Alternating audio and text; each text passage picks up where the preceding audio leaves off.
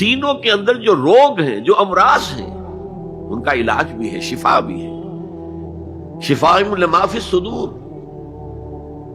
تیسرے درجے میں وہ ہدایت ہے، وہ بتاتی ہے کدھر جاؤ کدھر نہ جاؤ۔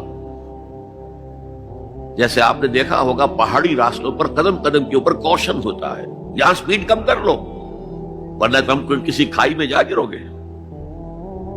تو یہ ہدایت کیا ہے؟ دیکھو ادھر مت جانا، ادھر جاؤ، اگر ادھر جاؤ گے تمہارا سارا معاملہ تلپٹ ہو جائے گا۔ یہ ہے ہدایت۔ اور جو چیز دنیا میں ہدایت ہے وہ آخرت میں رحمت ہے، ہدی و رحمت للمؤمنین۔ اب میں چاہتا ہوں ان چار الفاظ میں جو ربط ہے اسے سمجھیں۔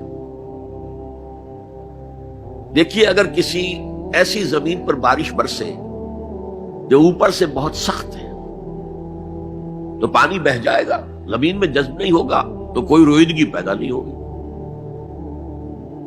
اگر دل سخت ہے تو قرآن مجید ان پر کوئی اثر نہیں کرے گا۔ اس کے لیے سب سے پہلے موعظہ کی ضرورت ہے، وعظ کی ضرورت ہے، نصیحت کی ضرورت ہے تاکہ دل نرم پڑ جائے۔ انسانی دل جب سخت ہوتے ہیں تو ان کی سختی چٹانوں سے زیادہ ہوتی ہے۔ سورہ بقرہ میں فرمایا ثم قست قلوبکم فہی کالحجارۃ او اشد قسوہ۔ یہودیوں سے خطاب ہے، ثم قست قلوبکم من بعد ذلک فہی کالحجارۃ او اشد قسوہ۔ اے بنی اسرائیل، تمہارے اس طرز عمل کے نتیجے میں تمہارے دل سخت ہو گئے اور اب وہ پتھروں سے زیادہ سخت ہے۔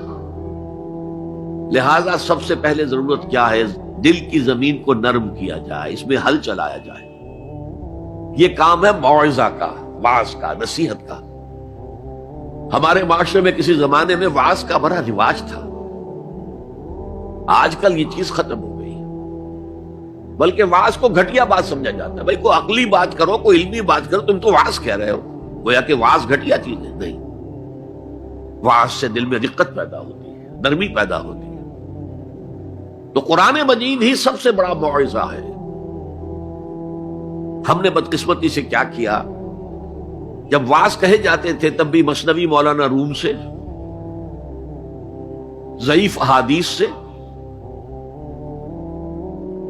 واعظ دستاں زنو افسانہ بند، واعظ بڑے اونچے اونچے ہاتھ چلا کر اور افسانہ جو ہے بیان کر رہا ہے، لیکن اس کا حال کیا ہے؟ از خطیب و دیلمی گفتار اوست، بعض ضعیف و شاذ و مرسل کار اوست۔ وہ خطیب بغدادی یا دیلمی کی جو احادیث ہیں، جو سب سے گھٹیا درجے کی کتاب حدیث کی، سب سے کم تر درجے کی کتاب حدیث کی، ضعیف کتابوں کے یوں سمجھئے کہ بہت بڑے مجموعے، وہاں سے وہ حدیثیں لا رہا ہے۔ از ضعیف و شاذ و مرسل کار اوست، ضعیف حدیث، شاذ حدیث، مرسل حدیث سے وہ بیان کر رہا ہے۔ قرآن سے اس کا کوئی تعلق۔ قرآن مجید سب سے بڑا واعظ ہے۔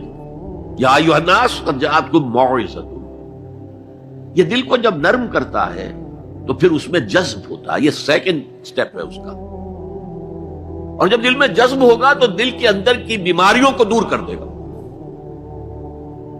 دل کے اندر کی بیماریاں کون سی ہیں؟ تھرومبوسس نہیں، انجائنا نہیں، وہ اور ہے۔ وہ دل کی بیماریاں جن کے لیے قرآن شفا ہے، وہ ہے تکبر، حسد، حب مال، حب دنیا، حب جاہ، حب شہرت۔ یہ ہیں وہ چیزیں کہ جو اصل ہیں، جو دل کے امراض ہیں، ان سب کو جڑ سے نکال کر پھینک دے گا قرآن رکھے۔ یا ایھا الناس قد جاءتکم موعظۃ من ربکم وشفاء لما فی الصدور۔ وہ ہدن اور وہ ہدایت ہے، انفرادی زندگی کے لیے بھی ہدایت ہے، اجتماعی زندگی کے لیے بھی ہدایت ہے۔ کبھی اگر سورہ فاتحہ پر آپ غور کریں جو ہماری نماز کا جزو لازم ہے، تو ہم پہلے کہتے ہیں الحمدللہ رب العالمین الرحمن الرحیم مالک یوم الدین ایاک نعبد و ایاک نستعین۔ یہ ہدایت تو ہمیں پہلے ہی ملی ہوئی ہے۔ پھر جو ہم کہتے ہیں اہدنا الصراط المستقیم، اللہ کو ہم نے پہچان لیا، اسے رب العالمین مان لیا، اسے رحمان مان لیا، اسے رحیم مان لیا۔